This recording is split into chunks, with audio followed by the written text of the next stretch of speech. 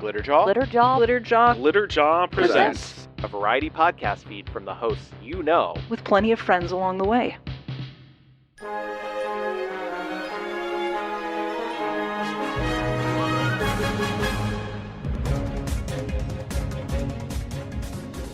Hello and welcome to Glitterjaw Presents, the variety feed from the Glitterjaw Podcast Collective with the hosts you know and multitude of friends along the way.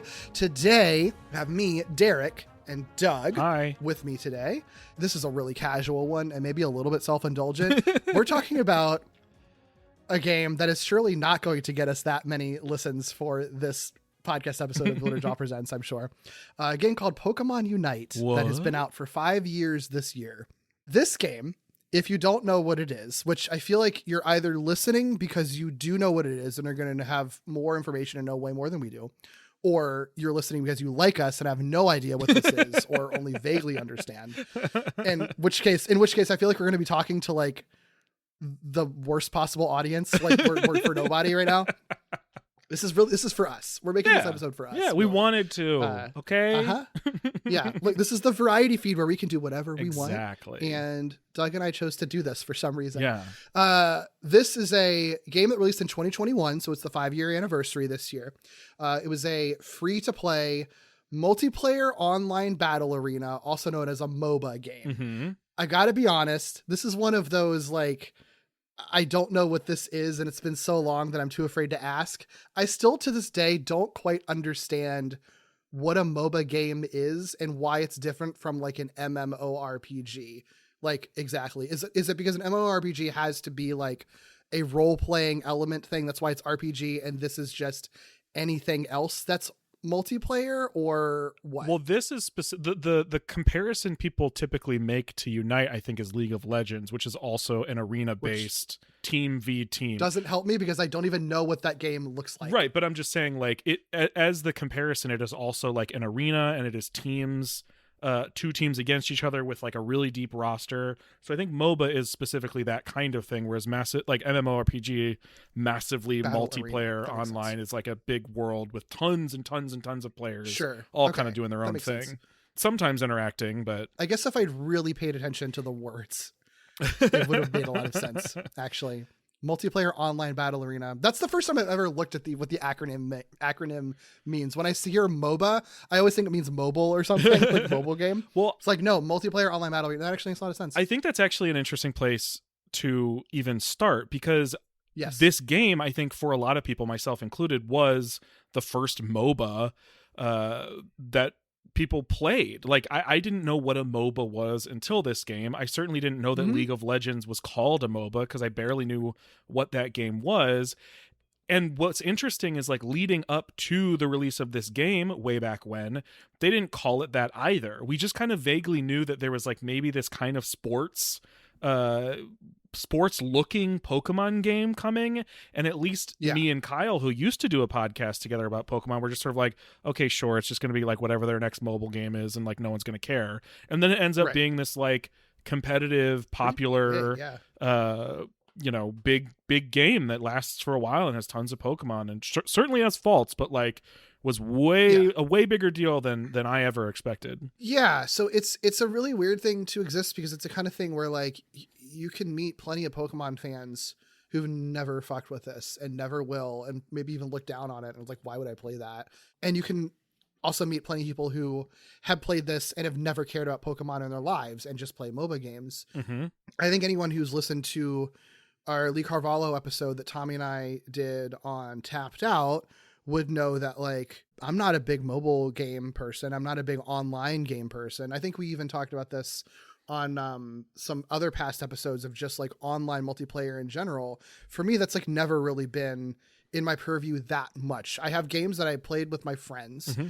So I would dabble in stuff that my friends would play, and I played a little bit like Team Fortress 2 or whatever back in the day. But other than that, I really didn't start playing any online games, period, to be honest, until like during like COVID lockdown, because that's when more people were actually getting to, that was like how you could hang out with your friends, was online. And so I really started getting into like a few online games, but they would be stuff like Dead by Daylight or like Fall Guys or stuff like that.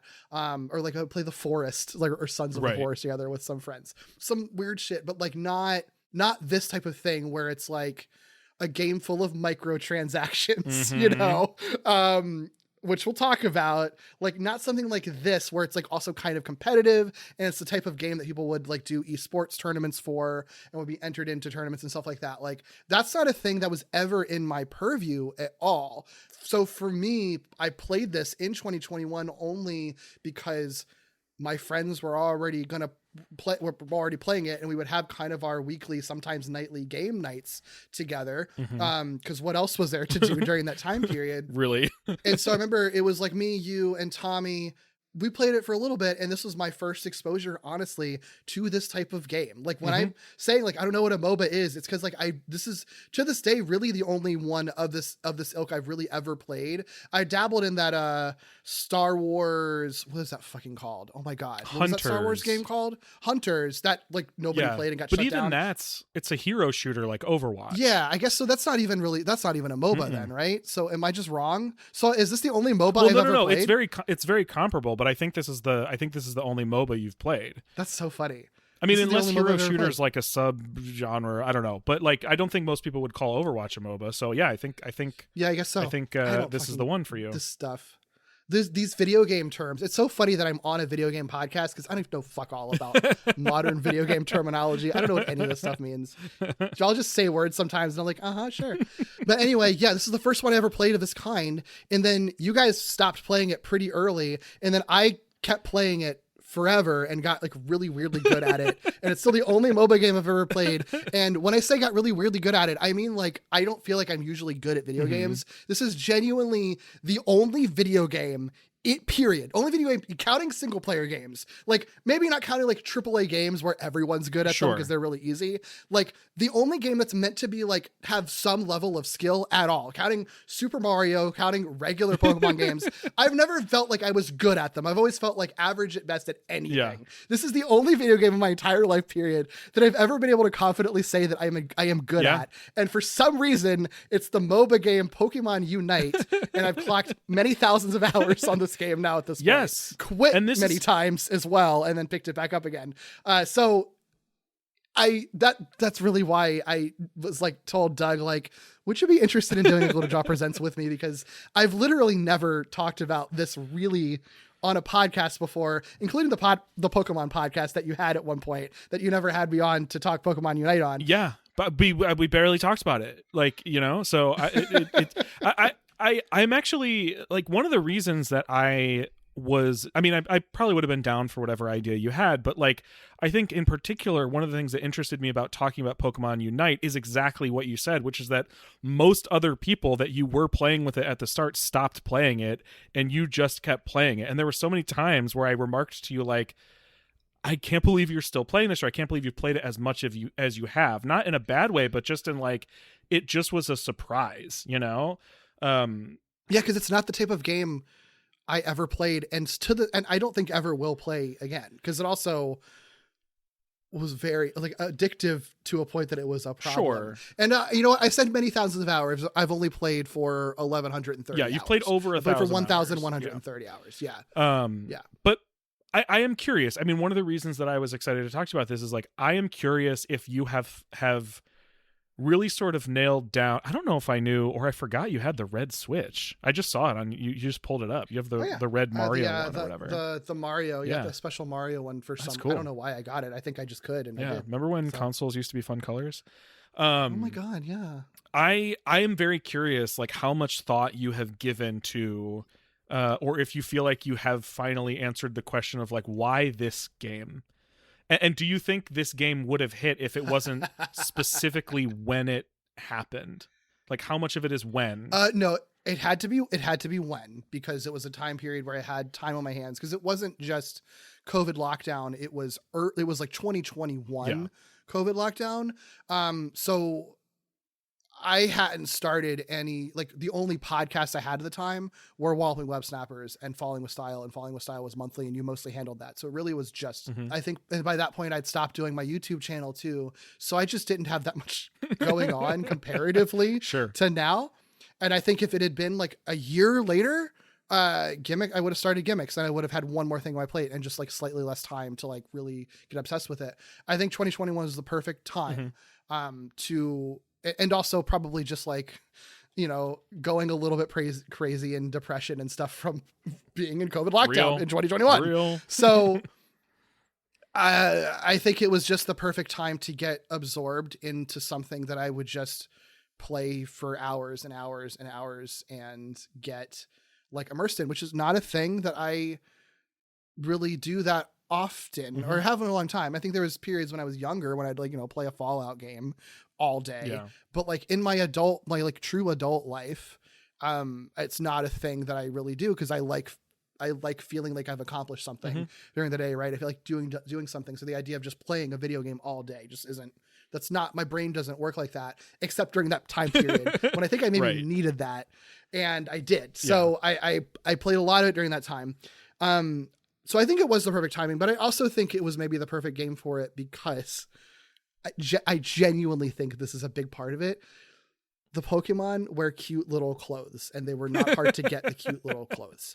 And no other Pokemon game does that, where you just have these cute little monsters wear clothes, and you can collect them at the time. You could collect them very easily. And so part of the fun was like, I'm going to earn enough whatever currencies to spend on getting a cute little outfit for my Pokemon, and then learn another Pokemon so I can justify playing them in their cute little outfit that I like. Sometimes the only reason I would get a new Pokemon and try to play it and get good at it was so I could justify, you know, the few bucks I spent on their outfit and then like make that feel worth it, which then resulted in me just like trying out and getting good at a lot of different Pokemon just to wear their cute little outfits. Yeah. You know, this actually makes so much sense to me because at the time you started playing this game, I know that you were familiar with Pokemon, but you were coming out of like a pretty long period of like not having played a Pokemon game. And so part of this, I think, is you were getting back into Pokemon. I think the thing that's specific about what you're talking about is Pokemon don't wear clothes, but Digimon do.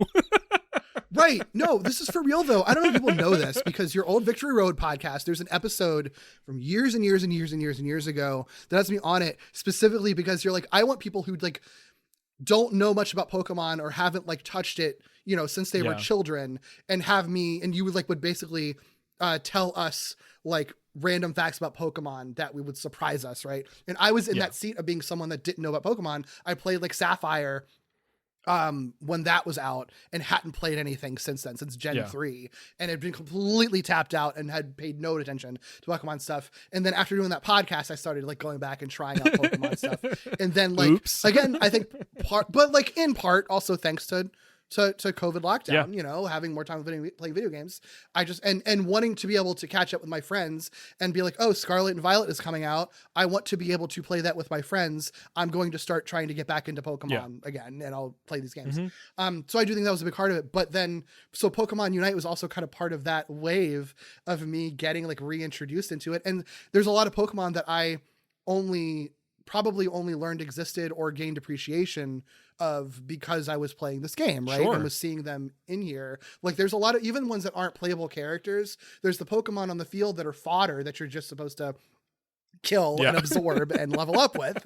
And even them, I'm sort of like, who the fuck is this guy? But I didn't know what a Rotom was. I had no idea what a Rotom or a Dreadnought was until I played this game. And I was like, oh, these guys are pretty cool. This is interesting. Okay. I am always so interested in that experience of learning a Pokemon outside the context of the game they were introduced in, because this happens all the time. Like this happens with the card game. There are people who play the card game who do not play the video games, and so their specific attachment is through the cards that they're playing. This happened in Smash Brothers. Like there are obviously fighters in Smash Brothers that are Pokemon. There are a lot of them, and people play Smash Brothers who don't play Pokemon. So there are some Pokemon just because they're in other things that people like are exposed to and then otherwise have no real context for them. And I find that so fascinating because in Pokemon Unite, like it's not conventional in that it's not conventional Pokemon in that like, oh, this Pokemon always has shitty stats and this Pokemon always has amazing stats. Pretty much if it's on the field, it is competitive. I know there's nuance to that, but like they're all sort of on a level. They're like peer Pokemon, which is funny when you have like Psyduck as a player and Urshifu as a player. Like it's just a completely different Zapdos context as a player. Right. The fact that like you could theoretically be like a Squirtle and then you can take down Palkia. Right. Like that's pretty wild. It's just, but you could do that. You theoretically could do that. Yeah, which is funny and fun because it just ends up being a totally different context for these characters to be in. And so it's fun. It's fun to know that you were learning certain Pokemon through this kind of first, you know, like the fact that you mentioned Rotom and Dreadnought, which are like 5 generations apart or something wild. Like, you know, it's just, it's so fun. I like that so much. Yeah. I do think it speaks to how good Pokemon has gotten, particularly like in the past 10 years at finding games that people will be interested in without feeling really a strong compulsion to have to engage with some other like prerequisite Pokemon thing, right? Like Pokemon Go was sort of like the example of that. People who had never engaged with Pokemon played Pokemon Go. And then this game also, we know that there are people who don't really engage with Pokemon who play this game. So yeah, it's interesting. Yeah. And I mean, it's not really a good introduction to Pokemon because it has nothing to do with how anything works in anything else. Sure. Like the fact that the typing does not matter really. Like the environmental typing, the typing that matters is like, are you an attacker or an all-rounder or a defender or a supporter? Like it's really fascinating. Think about this though. Like the core series, the video games, the core series video games are sort of like the prime universe of Pokemon game playing, right? If there was like a first alternate universe, it's the card game that's existed just as long almost, and that doesn't follow the same rules either. I mean, the types aren't even called the same things in the card game, which is always very funny for people who never play the card game to be like, what do you mean lightning type? Are you dumb? And it's like, no, that's literally what it's called. So like it is there has always existed at least one example of that sort of like alternate universe Pokemon where the rules and characters and context is just different. The manga is also kind of like that, where it's like that shit, those characters are just different. That world is just different. Yeah. So it's a little bit weird, and maybe it's not necessarily the most accessible example of an entry point, but I think it's like as good an entry point if you're just interested as anything. That's true.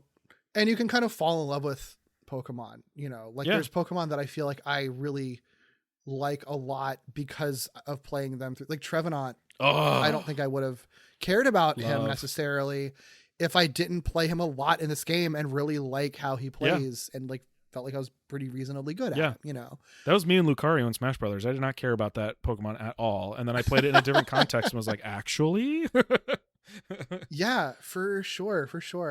I guess if you are totally unfamiliar and you're just listening because you like us, thank you. But basically Pokemon Unite, the gist of it is that it's kind of like a sports game. It's like Pokemon playing sports in a way, but not like any sport that you would know. It really is like they still fight each other. They still have moves. And so you can still like fight and attack to KO a Pokemon, to, you know, to reset them in a spawn area. But your goal is to like collect energy by taking out either your sort of fodder Pokemon on the field or enemy Pokemon, and then take that energy to score them in specific goals around the field. And then by the end of the game, whoever has the most points from scoring those goals wins, right? There's obviously more elements to it that kind of shake things up, but that's kind of the gist of it, which is unlike anything Pokemon has ever done before, I think. Yeah. I mean, yes, absolutely. Pokemon didn't really have like their Mario Strikers or Mario Tennis sort of like spin-off. They've been in Smash Brothers, but that's it, you know? They don't end up in typically sports related things. And I will say, you know, it's accurate to compare it to a sport. We both have done it now. But like, don't let that be a turn off. It really doesn't feel like a sport. It's just one of the easiest ways to describe it. I mean, if you've watched a basketball game and get the idea of like, I need to put the ball in the hoop to score points and that's how I win. Imagine you had to collect the balls what makes first. it a sports game. Like, you know what I mean? Yeah. Yeah. And also there's like 8 million kinds of like different versions you can play now. Like there's your sort of ranked mode that's 10 minutes, but they have like all these different quick battles that they kind of cycle through. So like depending on when you've logged in, you might get a different type of quick battle. Some of them are just like, it's a regular one, but it's 5 minutes instead of 10 and on a different field. But sometimes there's like one where you can play volleyball with an electrode. There's some like they've done events like a panic parade one where you have to like protect a Tinkaton for some reason. I don't know. Oh, I remember that one. Yeah, they've done like boss rush stuff too. I usually don't like the event things. I'm just like, I like playing the game. I want to play my comfort MOBA. Stop mixing it up.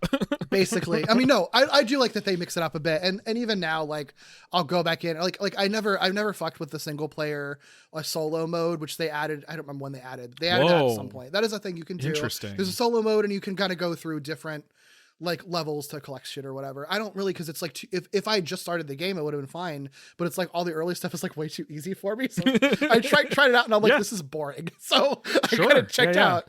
And you could also do like a 1 to 500 like custom battle or a casual battle if you want, like a first to 500 points. Holy shit. So those games can go on for way longer than 10 minutes potentially.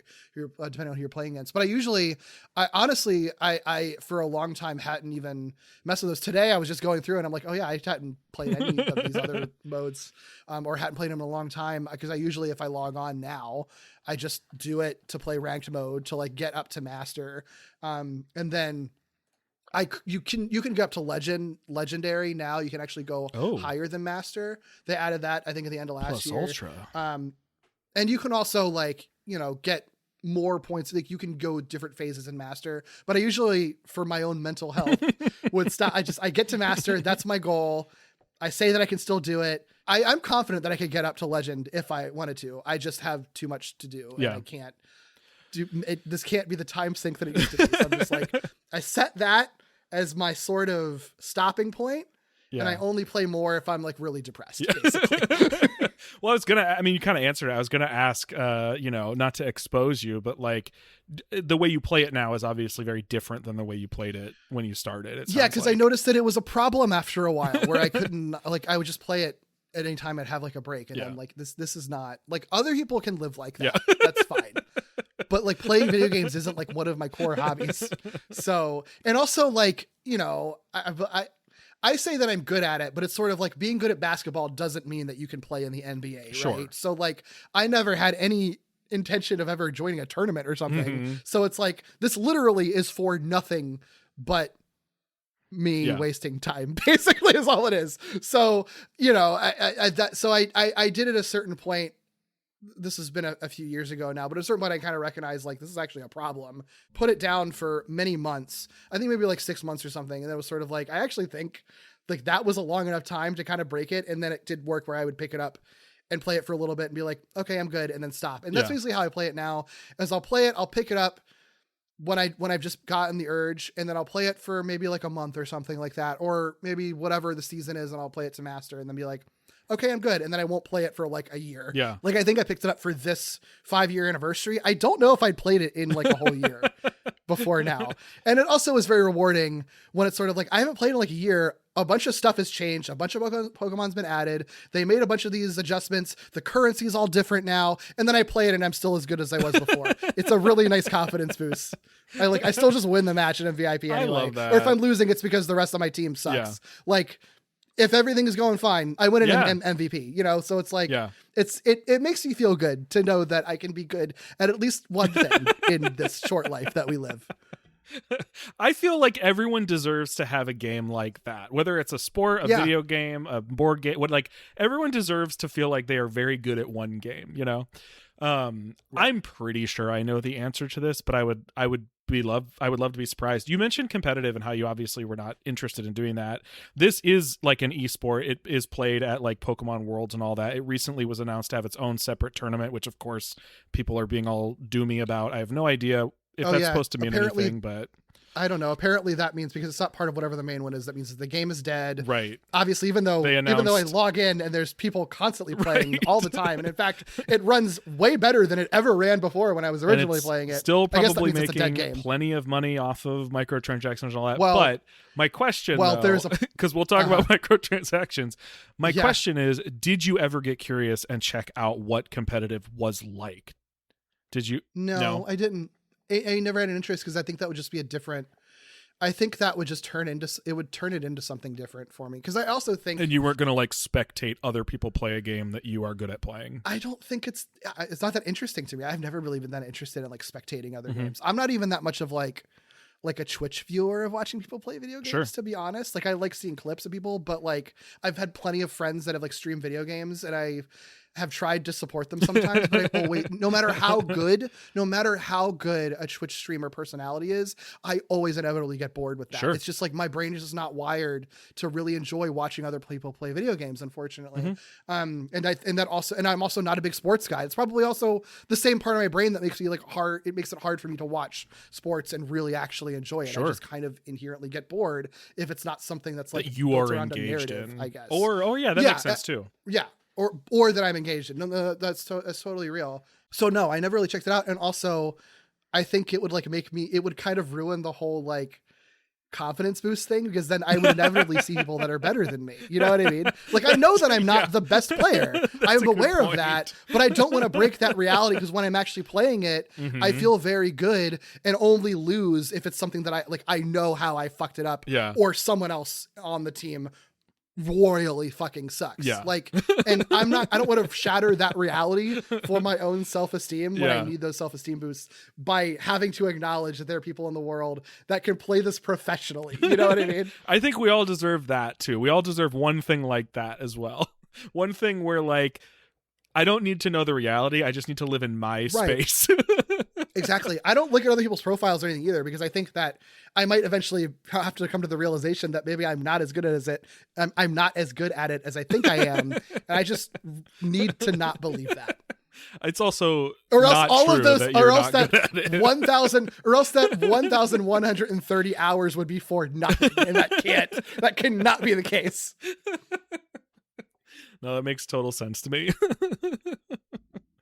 I will say one of the things that did make it tough for me was simply, and this was a thing with like Champions too, which I really just didn't get into at all right away, was just the interface and the UI and the microtransactions and the constant things to look at.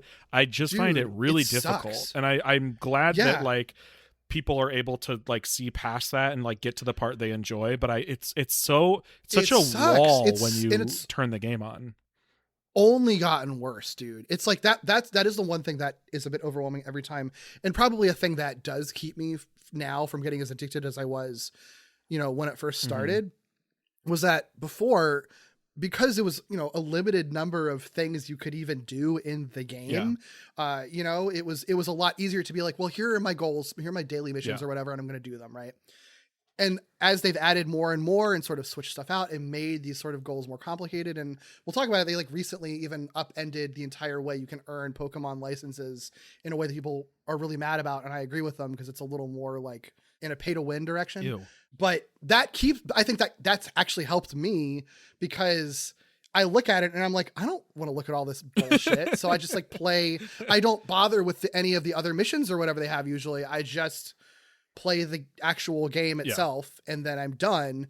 And any whatever rewards you're working towards, I'm like, give it to me automatically or don't. I don't care, because it is too much. And we did talk about that.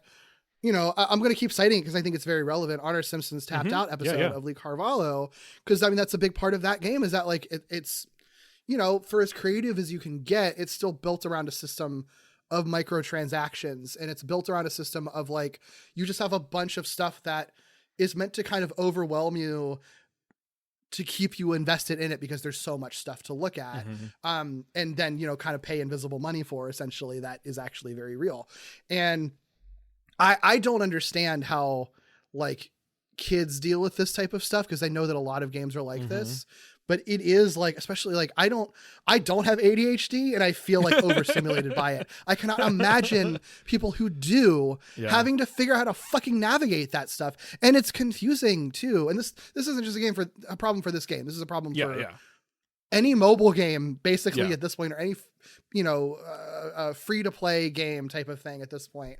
It's just, there's so many different types of currency and ways to earn stuff. And like, again, I was stuck in the system for a while and I spent some money on this game and everything, but now it's like so much that it like almost like helps me not play it as much because I get annoyed by it and I'm done and I don't want to mess with it. It's so much. It's to the point that it's like kind of almost like a parody of what you would think of the worst version of a mobile game could be. Cause like when I do turn it on, it's sort of like, it'll be like, oh, here's the new season. And I'm like, that makes sense. And it's like, okay, here's the new battle pass. I'm like, that makes sense. And then they're like, and here's our birthday event where you can collect balloons to redeem for slices of cake. And when you have a full slice of cake, then you can get a scratch off. And it's like, it truly is like that sometimes. It genuinely. And I don't know, like it's interesting to me because it feels like it would be such a deterrent, but it clearly must not be, even to the degree that Unite has. So I don't know. It's really wild to me that model can only continue to get more complicated and still seemingly be valuable. I don't know. It's really weird and kind of sad and scary. Maybe it's just rewiring children's brains is what it is, and we're too old for it. If they're just sort of, I mean, I guess if they're just forcing their way through, right, to the point where like then kids grow up with games just being like this. I mean, a 12-year-old has grown up with games always having been online, like a game that just, or at least capable of being online, And is it that different than when you like go on TikTok or Instagram and there's just like buttons and text all over the place? Like I feel like that's just the way things are now. Is that little blips and stuff too, right? You're constantly seeing a million things on a screen at any given time. I do think it's genuinely rewiring people's brains. Yeah, Well, so some of it takes advantage of just like the feeling of I checked off the box, right? Like. That's definitely a big part of it. So I think the more they can kind of keep pushing you towards certain things, the more that feeling happens. So it makes sense that like stepping away for 6 months kind of like detoxes you from that mentality. I think that makes a lot of sense. Right. And I don't have a fear of missing out on anything either. So. Yeah. I for a while was like, I just need like a really mindless like match 3 type of game. And we used to play a game together called Music League that would advertise those Royal Match games constantly. And I got those and played them a bunch. And those games also are just sort of like, I never paid any money on those. But those are also ones where it's sort of like, I'm playing a match 3 game, but also what if this bonus round you raced this thing? And then also in this other bonus round, you all got together as a team with other players online and you blew as many bubbles as possible. Like, it's just like, it's so wild. Can you imagine like being the person who comes up with all these things? Like, I don't even know where some of this stuff would even originate. It's so complicated. It's so silly. Funny. That's so funny. Yeah. And it's weird to think a Pokemon game is one of the more complicated examples of that. Yeah, that's so true. Yeah. But I guess like, I don't know, I guess Pokemon has sort of done that with other things too, because Pokemon TCG Pocket has more of that than like Pokemon Go did. So I guess it all games in general, I guess, I don't even know that way. Anything about that game. Yeah. It's another one that takes advantage of the feeling that the good feeling of cracking a pack and checking off goals and all that sort of stuff. The microtransaction thing. Yes. Is pretty wild. So they changed it recently. For a long time you can collect, they had like the iOS coins you could collect, one of like 3 or 4 different types of currencies, not to mention any other mission currency. Number one sign that they're taking advantage of people. Multiple currencies. Yeah. This is the kind that you don't have to pay money for it. Well, you can pay money for anything, but you don't have to pay money for it. You can earn it, right? And so originally the system was pretty simple. You just like gradually earn these coins as you play it, and as you accumulate enough, then you can like pick a Pokemon, like license essentially, which is basically you can just pick a Pokemon that is your Pokemon now that you can play if you want to, right?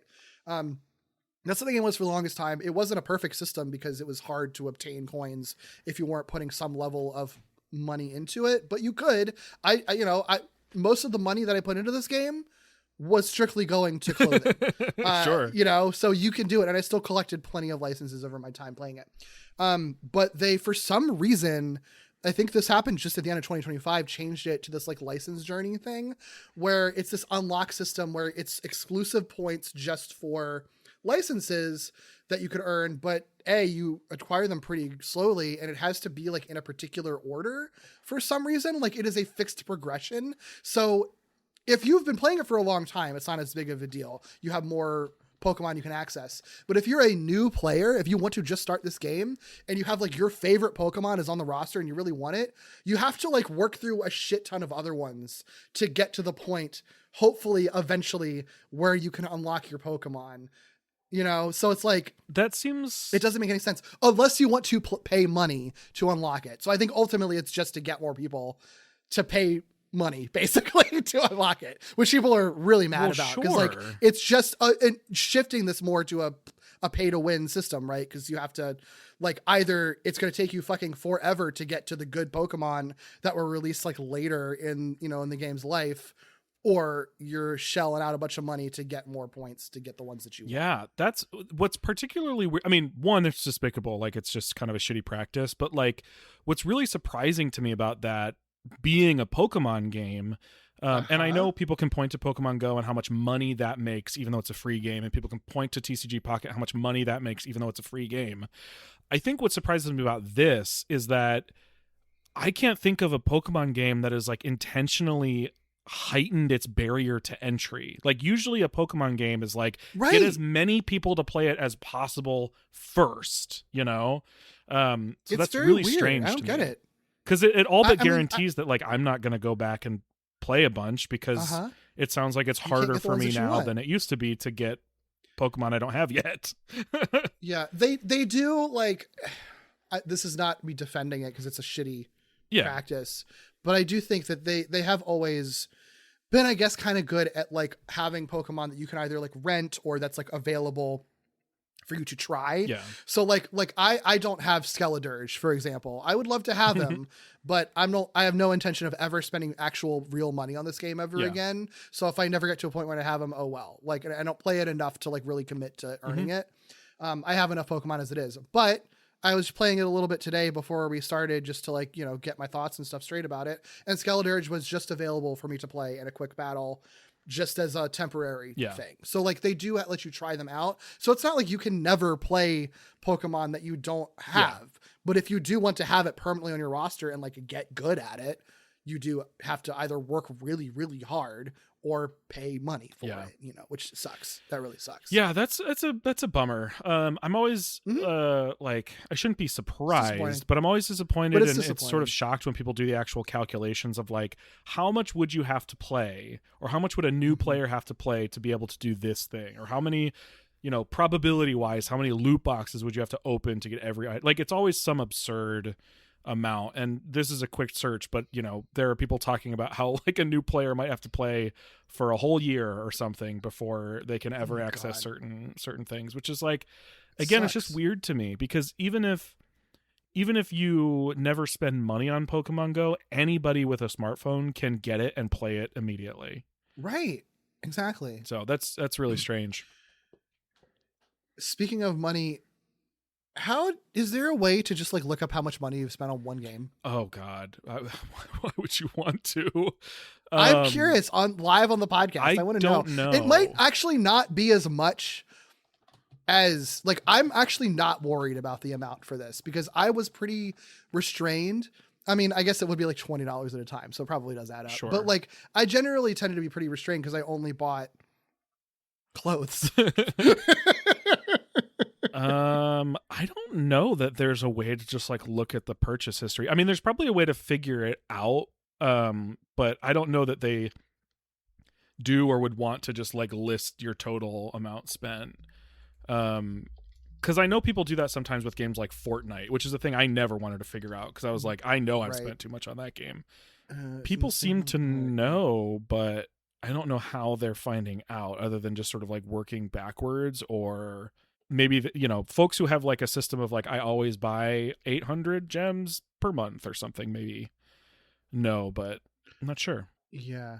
Man, that would be juicy, but I'm not sure how. Yeah, damn. I was hoping there would be like an easy way to do it, and then I can like live on the podcast decide. But sorry, depriving everyone. No drama here. Sorry to give y'all blue balls on this podcast. To be honest, though, Pokemon probably doesn't want you to know how much you've spent on that game. Oh, they probably don't. Surely. You know? Yeah, for sure. You'd probably have to pull out bank records, honestly. Like that's probably the only way you could figure it out. Go through I could go through my but I couldn't go through my PayPal because it would just say Nintendo. Oh, sure. So I don't even know how. Yeah, actually, that'd be really hard. Okay, well, I don't know. If anyone knows, let me know. I would genuinely like to know, because I earned. I mean, most of the shit that I have, you earned by hard work. Because there's a lot of stuff a lot of clothes that I would have liked to have gotten that I just never did, but I did spend some money because I needed some of them for like some of the battle passes. You know, like I would spend them on the battle passes, Adam. Derek, I feel like I haven't even asked you like the quote fun questions that people ask about like Pokemon games and stuff. So like, what one, if folks aren't aware, there's like nearly 100 Pokemon that you can play. The roster is like almost 100 deep at this point. Especially if you like played it when it came out and then stopped, you would be shocked. It's like it wasn't like once every quarter they added one Pokemon. It was just a constant barrage of new Pokemon, and some truly shocking ones too. So I'm curious, just easiest question first is like, who are your favorites to play with? Yeah, I have a lot of them that I'm good at, and some of them, it's funny that I like today, I was like, I haven't played as X for a while, and then like tried it, and I'm like, oh yeah, I forgot this was so fucking fun to play at. But my two... When you said X, I thought you literally meant like Mega Mewtwo X. That's what my dumb brain... Mega Mewtwo X is literally in the game. Right. And Mewtwo was a character that people complained about being a broken-ass character, and it's one of the few times, like, I didn't really look much into like fandom shit about this, because the way people talk about this game is so, every time I would look stuff up, people were so fucking annoying, and I would never agree with anyone. And a lot of the strategies people use, it's like, I don't do that, and yet I still win. So maybe y'all are all wrong. But the one time that I did kind of agree with people was like, yeah, Mewtwo, when the first, I don't know which Mewtwo it was, because there's like multiple Mewtwo's in the game. Yeah. But when the first Mewtwo showed up, it was a really weirdly OP character. Like it was a really, I did agree with that. Too seriously.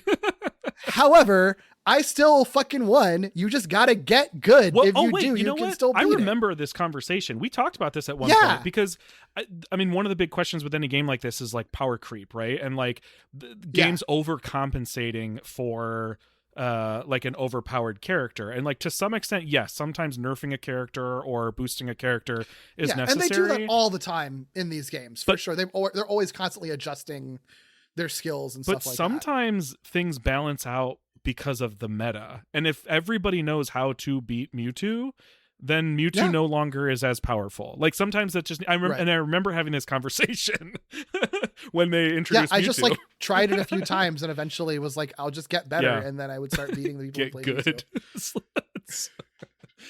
I mean, this game turns you into something. Sometimes the gamers are some of the worst people on this earth. They're not always wrong. But unfortunately, they're wrong most of the time. But sometimes, you just kind of gotta not suck at the game and stop complaining. I say that as someone who sucks at every other game. This is the one game you're allowed to say it about, right? Like so one game. Let me have everyone this one. Deserves one. Let me have this one. So I know one of them. To your original question. I believe one of them that I know is Blastoise. I believe as a favorite Pokemon of yours, you also are good with him in this game. Yeah, my top two are Blastoise and Dragapult, actually, which works out because they're my two favorite Pokemon anyway. And maybe that was like, maybe I like forced myself to be really good at them because I liked them so much. That might be part of it, but also genuinely, actually, that's definitely part of it, because for a long time, I was best at defenders, right? So Blastoise, I played Trevenant a lot and Snorlax a lot, and I was reasonably good at those. But out of the three of those, Blastoise was and Mamoswine too. Mamoswine, I really enjoyed playing a lot as a defender. But Blastoise was the one that I was the best at for a long time. That he was, if I had a main, he would be my main. I would still switch it up sometimes, but he would be my main for a while. And then Dragapult came out, and I love Dragapult. It was after I only first met Dragapult in Scarlet and Violet, because he debuted in Sword and Shield, or was it before that? Yeah. So I didn't even know he existed until I played Scarlet and Violet, and then found Dreepy. I was like, this guy's cute, and then he evolved. And was like, wait, he's like a stealth bomber or whatever. And and then by the time he evolves into actual Dragapult and shoots fucking Dreepy out of his head, I'm like, this is the best Pokemon that has ever been made in the world. Like I discovered that as he evolved, which was a really cool experience. I fell in love with him. So then he was added to this game, and I'm like, I have to play him. But I was never very good at attackers, because attackers are like the glass cannons, right? And I was very good at like charging in and then like having a shit ton of health and like taking along and like maybe not getting kills in, but being good at just like surviving and just keeping guys busy while someone else scored. That was how I played. And then like, you know, Blastoise, you can do a lot of crowd control with Surf and just like pushing away and everything. So Dragapult, I was like, I have to get good. And that kind of opened a lot of things up for me, because Dragapult is like, he is the complete opposite of Blastoise in literally every way. Because your whole deal is like, you are a stealth bomber, right? So everything's ranged. You don't have a lot of health, and you know, you just kind of are just constantly just firing missiles out. And the whole point of playing basically is just to go around and just shoot at people and then run away when they come after you. So the exact opposite of how I played. So it did take a lot of effort, but then Dragapult, I think, really usurped Blastoise as my main, and he's my go-to now. If I just want to play and win one, or I'm playing ranked, I'm going to go to Dragapult, because I also have a very particular build for him. I almost treat him like a speedster, the way that I have him built, like with boost emblems and the items I use and everything. It's about having him be fast. I sacrifice all of his special attack and defenses basically. So he basically just has really powerful and fast attacks. And I use Phantom Force because not only can that be an easy way to like escape or just sort of stealthily like hide and get to the goal and score, but I have that, but also every kill you make then ups your attack, so that, and you can do that like 10 times. And then I also have it so every time I score, my attack goes up as well. And I have a like an amplifier for my Unite move, which is just like firing a heavier attack basically. So if my attacks are, you know, are being raised, that's also going to affect my Unite move as well. So I basically just hit really, really hard and really fast, and then get the fuck out of there or die basically. Yeah. And again, like that's how I have him built specifically, is using those things, which again is completely different from how I played before. And I think that is what really helped me like learn how to play much more strategically and kind of pay more attention to the mechanics of these games, which is not something I'm ever good at at video games. Like I know a lot of people love paying attention to like the math of it, right? Like an understanding like this percentage affects this or whatever. I was never very good at that until I played this game. I was really paying attention to that, and like the minute changes, like a lot, because a lot of the items and the boost emblems and stuff, like it's like a 1% change or whatever. But like I got to a point where I'm like, I can feel it though. I can feel me moving slightly, just like a nanosecond faster, which makes all the difference in a game like this. And I remember the point when I stopped playing it for a long time was when I got to a point when I'm like, I can tell by listening to the music and just seeing the time, like what level I need to have leveled myself up at in order to win. And if I haven't reached that level around how I hear the music at a certain point, for example, like I know that I'm probably going to lose. And I was like, right every time.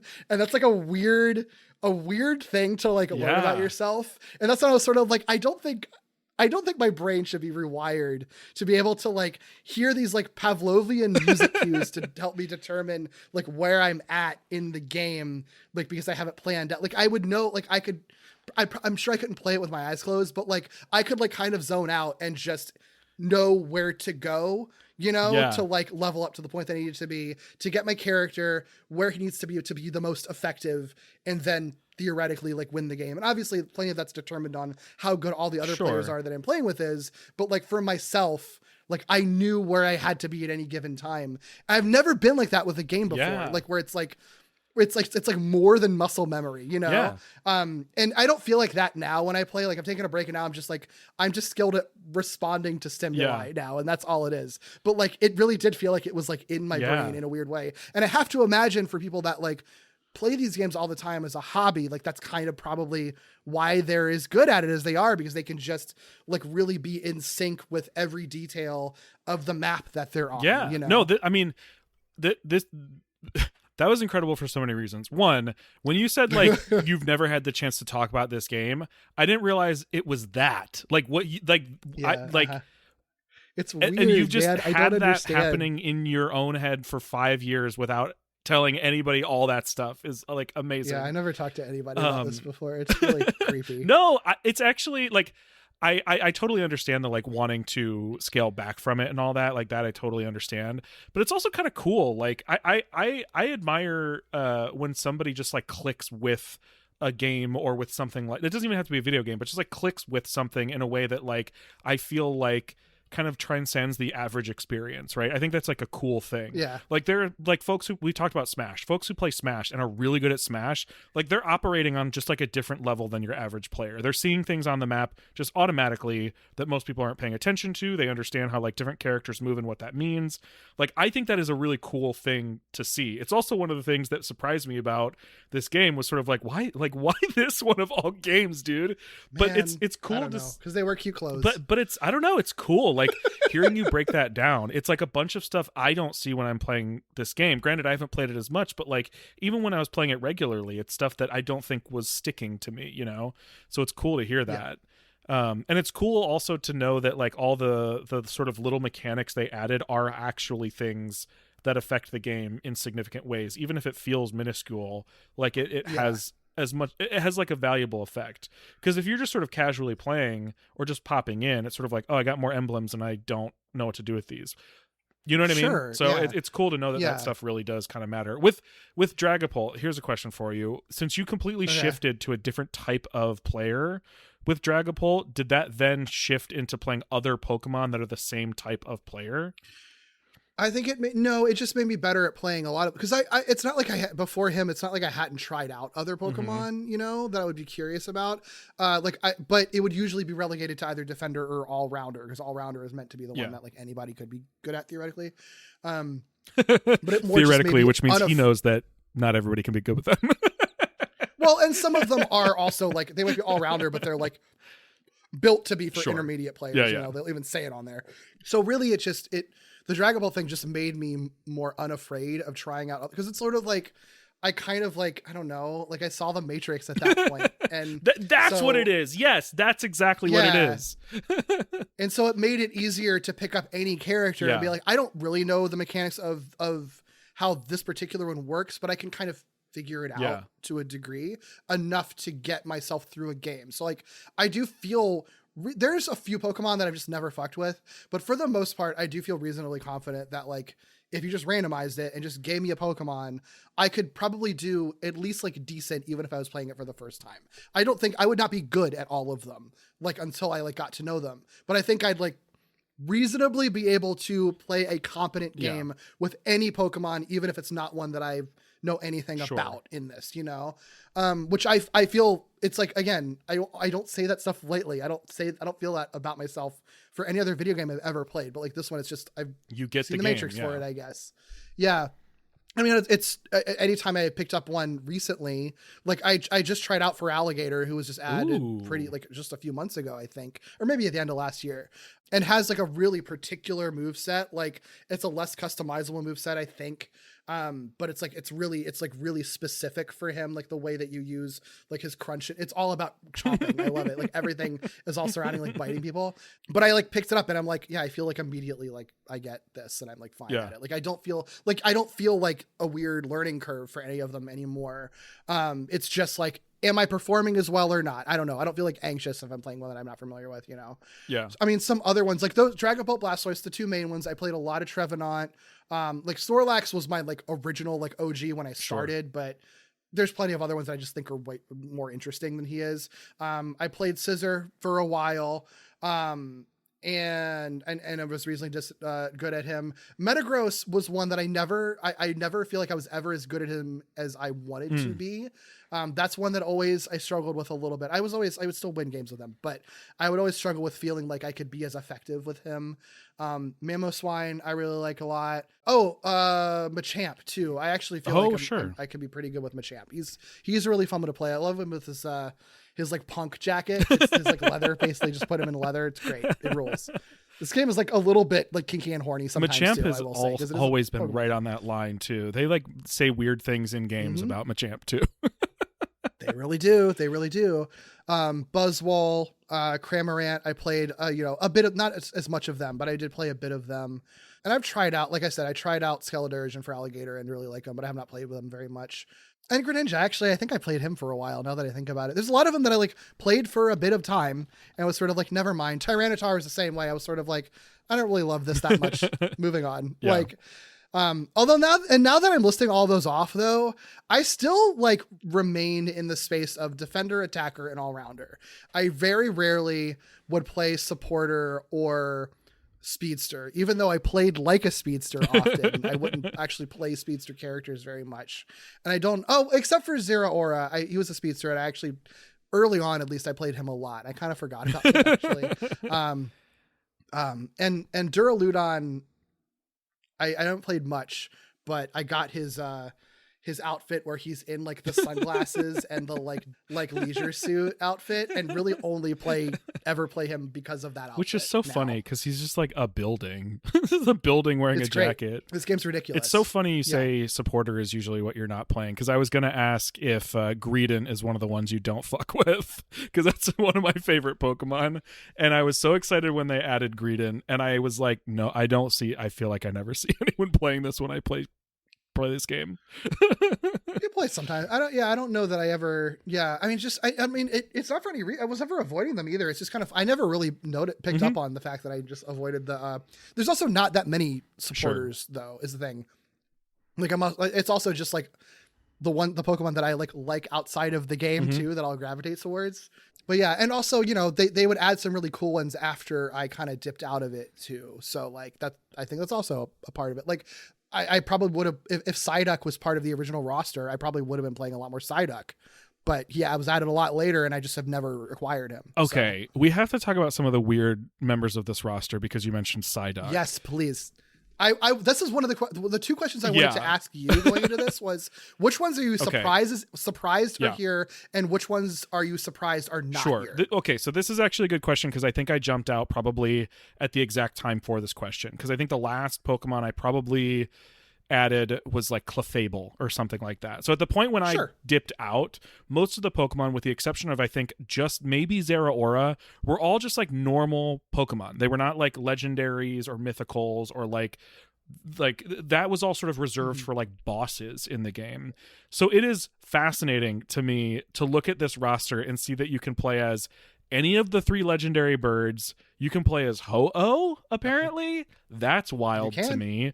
The fact that there are like Latios and Latias are in this, like it's just. But they're different types. Yeah. One's a supporter and one's an attacker. Palkia for some reason is here, but Dialga's not. Like it's such a strange roster. I don't get it. And like I like that about this, right? Like I think that's very cool. I think it's fun that that's not super predictable. It's not the exact same thing that like Pokken Tournament had. It's not all the same Pokemon that are in Smash. So like it's kind of surprising that Incineroar never ended up in this game. It is.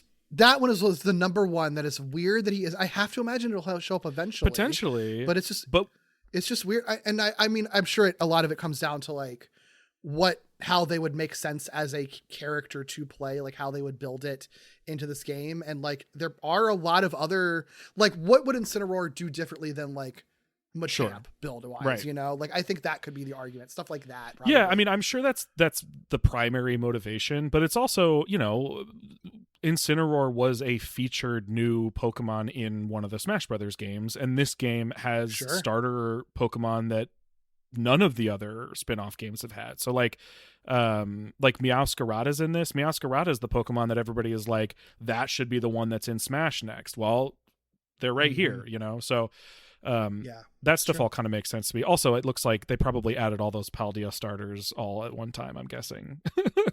Meowscarada, Skeledirge, and Quaquaval. No, that was pretty staggering. Wow. Meowscarada was there, I think, for a little while. Yeah, Meowscarada was added in 2023. Skeledirge just got added like 2 months ago. Oh, wow. And Quaquaval was added also just a couple months ago. Okay. So yeah, Meowscarada was there for a while, and then the other two only just got added this summer. Funny enough. Gotcha. Yeah, but like some, so the order, I don't understand the order that they ever have of these. It always that feels totally random to me. Oh yeah, I forgot about Garchomp. I also did play a lot of Garchomp early on too. Now that I think about it. Yeah, I mean, some of them make so much sense. Anyway. Garchomp makes so much sense. It is a popular That one makes Pokemon. a It's ton going of to sense. continue to be in spin-offs until Pokemon stops making spin-offs. He was part of the base game, Yeah. right? Like I think that makes a ton of sense. But some of the ones that surprise me, I mean, it is surprising to me that Galarian Rapidash is one of the Pokemon they decided needed to be a player. That Dodrio is one of the ones they decided was a playable character. Phalanx is such an odd choice. Phalanx is wild. A wild one to include. Honestly, the fact that the Alolan Ninetales, not regular Ninetales, but Alolan Ninetales was part of the original roster, like when it first released. Like, it's odd. I as much as I love Greedent, it's weird that Greedent is like in this like Pokemon spin-off kind of sports competitive game. Like some of them are really, really strange. Dilmise, who talks about Dilmise? So it's like cool sometimes that these games end up featuring Pokemon that otherwise don't really get much of a spotlight. What's really strange to me is Psyduck. Because I understand why it happened. But here's the thing. When Pikachu is in the game and Pikachu doesn't evolve, I'm like, of course, the mascot of the game. Raichu has been shafted so much, so often, constantly. Yeah. They eventually add Alolan Raichu. There you go. You can evolve your Pikachu, right? That made sense to me. Even Meowth kind of makes sense to me. Sucks for Persian. Persian also gets shafted constantly because Meowth was a character in the game. I get that Psyduck was a character in the TV show, but not like that big of a character. And it is wild to me that Golduck, for really no reason, just isn't in this game when Psyduck is. That is so weird to me. Yeah, I guess so. I think I mean I agree with you to an extent, but I think it has more to do. I think it has to do with two things actually. I think Psyduck looks cute wearing clothes and wearing outfits, and Golduck is kind of a cooler looking dude. Could look cool and wearing doesn't clothes. But he doesn't look as cute as Psyduck. Like, look at like super suit style Psyduck. You couldn't pull that off with Golduck. You know what I mean? I think sometimes they do kind of find like an element of the Pokemon and try to hinge on like a theme for them. And Psyduck, it's particularly like his whole deal is why he's a support is because his like headache power, like particularly is there to disable other Pokemon. And once you get rid of the headache aspect of it, making Golduck, you lose that. So I think that was probably part of their justification. I mean, I think that's cool. The more they do this, the less weird it ultimately feels. And they can continue to do it with Pokemon that are sort of like mascots, right? Meowth, Pikachu, and Psyduck are all kind of mascot Pokemon. So it makes sense. But I remember seeing long after I stopped playing that they added Psyduck and not Golduck. And I was like, what is this game doing? So that was always a surprise to me. Healing moment earlier this year when I was having like just a tremendously rough time, like one of the worst couple weeks of my life, was when I was playing Pokemon Unite because I play it when I'm depressed, and someone on it was on my team was playing a Psyduck and their screen name was "I'm just a baby." And when I got at the end of the game and I got a thumbs up from a Psyduck named "I'm just a baby," something broken within me healed that day. I love that. The power of Pokemon is mysterious, you know? Yeah. I also find it really fascinating that they have continued to add evolutions, but the ones that aren't there yet are, I think Jolteon and Flareon are not in the game yet, are they? Or did they eventually add them? You know what? I think you're right. That actually is pretty wild. It's weird that neither of those are the in original trilogy of evolutions appears to be the last ones they added. That's actually that literally never occurred to me. That's like really I'm sure funny. they'll eventually be added. They're gonna put all 8 of them in there. Vaporeon is there, is what's odd, but it's just the other two that you'd think would be like easy, like shoo-ins to be attackers are not in there. I don't know. Or maybe Jolteon will be like a speedster and a Flareon be an attacker or something. I don't know. Like, that's really weird.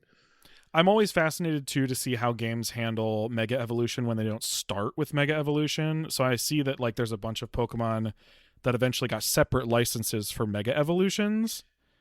Yeah, I don't fuck with that shit, man. I don't Does know. Does it play differently in some way, or is it just like? Yeah, they totally have different, like it's like with the evolutions where it's like they might start with the same base Pokemon, but their actual move sets and builds Do are they different. stay Mega Evolved, or is it a temporary thing in a match? I think it's a temporary thing gotcha. with it's like their it's just with their Unite move. Oh, okay. That's the same deal with Mewtwo as well. Gotcha. Okay.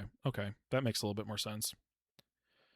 Yeah, it's interesting. And actually, now that I'm thinking about it, maybe their base moves are the same too. I never got any of them because I found the Mega stuff to be annoying because I'm just like, or just put different Pokemon in there. There's so many of them. Yeah, you have over 1,000 to choose from. Why are you putting multiple Charizards in there? So I just sort of ignored that and I've never paid attention to them. But now that I'm like actually looking at them, I do think that they might actually have the same moves. And it's just I think it's just the Unite move that's different, and maybe their like passive ability is different. So I don't know. Weird.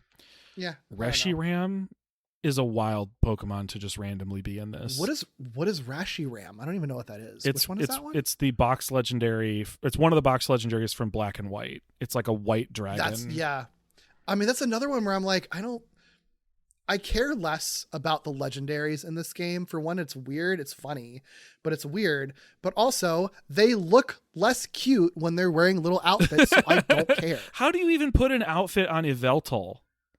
It's like a giant bird. They also don't have Hollowware for everybody yet. Like Feraligatr has none, which pisses me off. Zero for Feraligatr. Wow. And that motherfucker would look so cute in so many clothes. Yeah, they need to make this game easier to mod so you can have all kinds of cool clothes for all different Pokemon. But yeah, I mean, that always ends up being surprising just based on the fact that clothes are actually, like, Holloware is actually a big part of this game. So when you add something like Crustle, it's like, oh, so we now have to consider what outfits look like for Crustle. And I know they do cool ones. Except they do really creative. They have like a cake on top of them sometimes. Yeah. Like they have some really cool, or a castle. I love the one where he has a castle on top of him. It's really cool. Yeah, Yveltal, they have no Holloware for him yet. And I'm sure it's probably because it's a nightmare to figure it out. But like, I love when they find creative ways to put clothes on them. It's really funny. I'm trying to think if there's any others that I'm surprised aren't here. I'm more surprised by the choices that are here, because a lot of the ones I would expect, like Lucario, like the original starter trio, like Zoroark, any Pokemon that's basically gotten its own movie, I'm like, that's probably going to be here, and they, for the most part, I think all are. I'm kind of surprised that like that Ash Greninja isn't in this game, because Greninja's like, if not still, was like the most popular Pokemon in the world for a long time because of the anime, and Ash has its own Ash's has its own special evolution that has been added to other games. So I'm kind of surprised that once they started adding Mega Evolutions, that wasn't a higher priority. I wonder sometimes how much the calculation is them looking at the stats of how many people play. Sure. Maybe they felt like, I mean, I do feel like a lot of people play Greninja though, so I can't imagine it would be like too low to not justify another Greninja, but I don't know. Whoa, Rillaboom's not in this game, but the other two starters from the same game are. Cinderace and Inteleon are here, but Rillaboom's not. Rillaboom feels like it would be cool in this game. A gorilla with drums, but doesn't he like sit at a drum set? Like how would he work?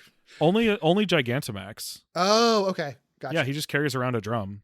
Yeah, I mean, Emboar also isn't here, and I feel like he would be an easy one to include. I'm very disappointed that he's not. I'm guessing none of the, like, Samurott isn't here, right? So, it looks like none of the Black and White ones are here. It would be cool if Serperior were here, just like a snake. Serperior is like a grass snake. Ooh, I like that.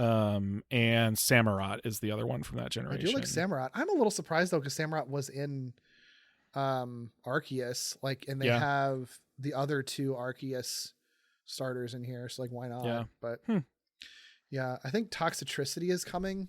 I don't Ooh, I love Toxtricity. Toxtricity to me is like, wait, Miraidon is a playable character? Oh yeah, you just saw that? Yeah, that's weird. That's so weird. Isn't that weird? But not Koraidon. Really rude. Isn't that weird? Can you tell what version I played? They're both cool. They are both very cool. I lost my train of thought. That really threw me, Miraidon being a playable character. Yeah.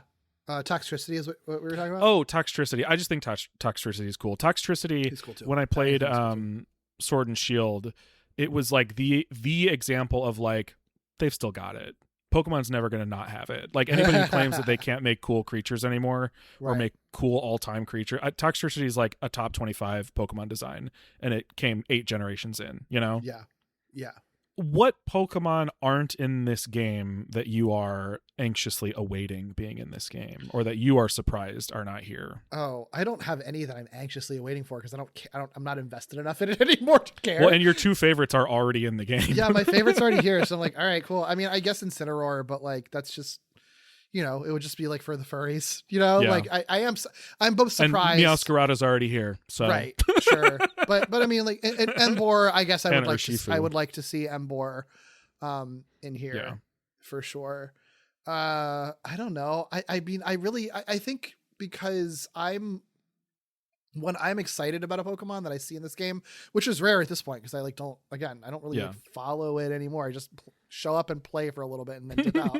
But it's more like the ones that are surprising that you never would have expected to show up, like Phalanx, Yeah. or like what's the whipped cream one, Alcremie? Like, why the fuck is Alcremie in the sports game? You could Alcremie's got to be so tiny on the map. That's such a small little Pokemon. That's so Yeah. cute. Yeah.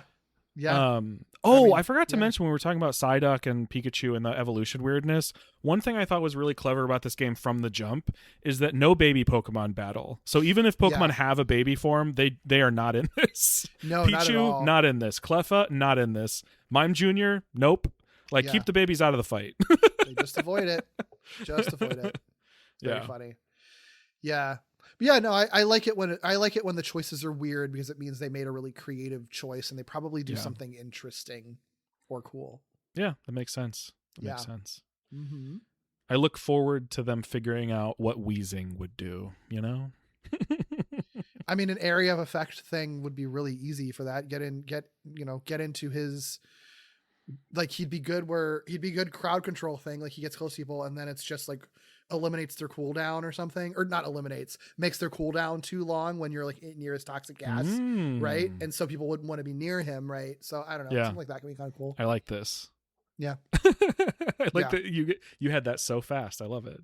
Yeah, it's I don't know, it's a weird game. It is. I genuinely think it's kind of weird that this game exists. If you had given me a list of Pokemon spin-offs like Pokken Tournament, which is like Tekken basically, and Mystery Dungeon and all these other things, like, I don't know that Pokemon Unite is one that I would have put money on being successful, or one absolutely that people not. were particularly interested in. I don't even like if we weren't in a space where like the only way I could hang out with people was by playing video games online, I don't think there's anything you could have said to me to convince me to play this, like, independently. You know what I mean? Yeah. Like, yeah. I don't even know how, like, I still to this day struggle to describe it. I don't know if the way that we described it even like totally makes sense, right? Like, it's just really, it's a weird game. Yeah, you have to. You have to describe it in really simple terms, which don't do the full game justice. You know what I mean? Right. Yeah, and it is also a thing that, like, I have a contentious relationship with it because I was genuinely addicted to it for a while in a negative way, and also I do think that it is part of a really like toxic trend in these types of games to be like unnecessarily overstimulating and try to take advantage of, like, rewire kids' brains to be okay with seeing all this shit on their screen, and also just like suck money out of people. And it does seem like it's going in that direction even more recently, which really sucks. So I think that's going to turn off a lot of people. I wouldn't be surprised if they respond to that feedback by changing that system again. But it is, to its credit, a game that has changed a lot very frequently in a way that does make me feel comfortable coming back to it every few months and seeing what's new.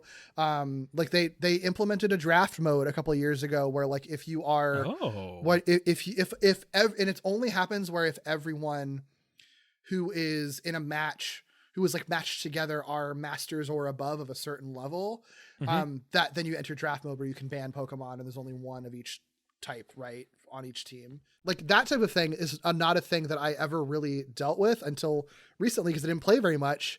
And so like I only just ran into that for the first time relatively recently, you know? So there's always like kind of cool, fun things. And if I'm like today, I was kind of rediscovering like the quick battle and casual battle mode and stuff like that. And it's like, there are always fun little weird events or things that they're doing that do keep it fun to come back to, which is also why I don't think that even though it's not part of whatever major tournament, that doesn't mean that it's going to be dead by the end of the year or anything. Well, that's the thing is when they announced it won't be part of Worlds, they also announced in the same breath that it's getting its own tournament. Yeah. So, but I don't know. Pokemon fans are going to Pokemon fan, I guess. Yeah.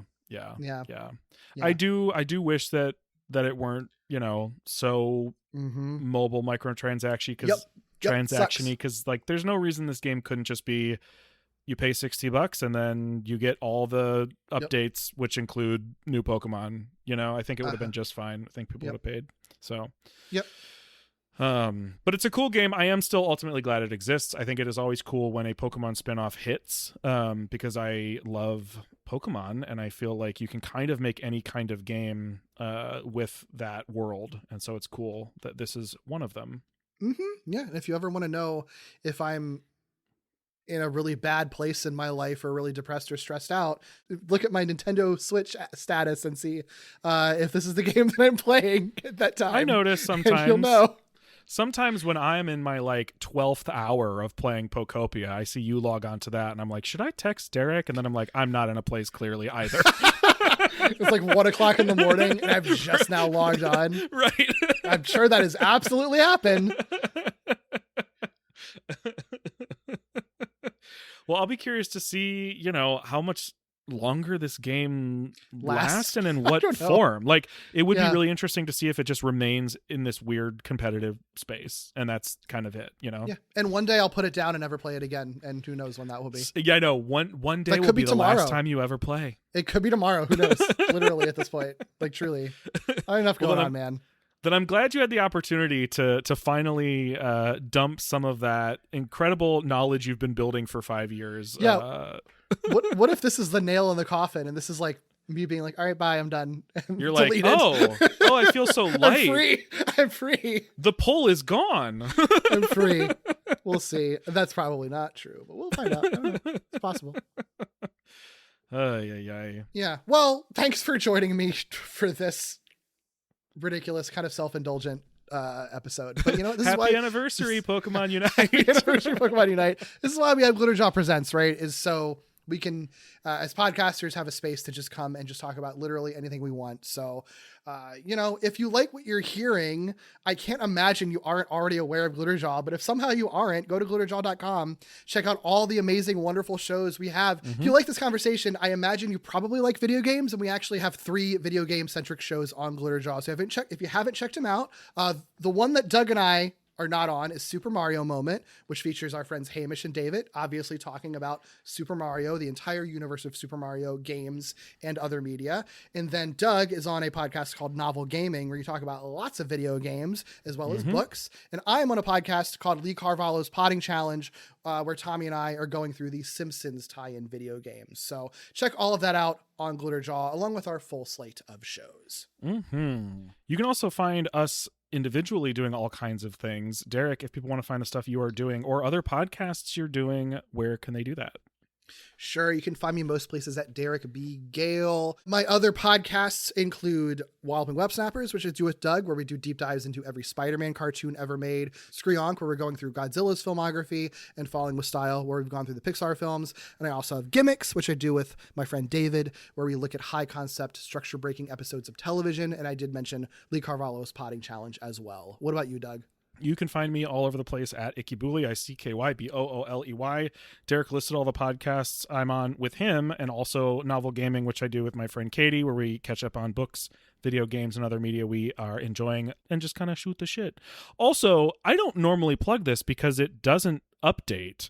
But we just talked about Pokemon, and if you want a hit of nostalgia from when Sword and Shield came out or Scarlet and Violet came out, I used to do a podcast called Victory Road, where Derek guested a couple times. So you can dig the archive out of that if you want to hear Derek and I talk about Pokemon years ago. Wow, what a throwback. Yeah. And And just ignore the fact that it says we're going to end at 100 and never got there. Just ignore that. It could still happen. It could still happen. One day, I do like to think that one day I'm just going to be like, all right, it's time. Here's episode 99. It's time.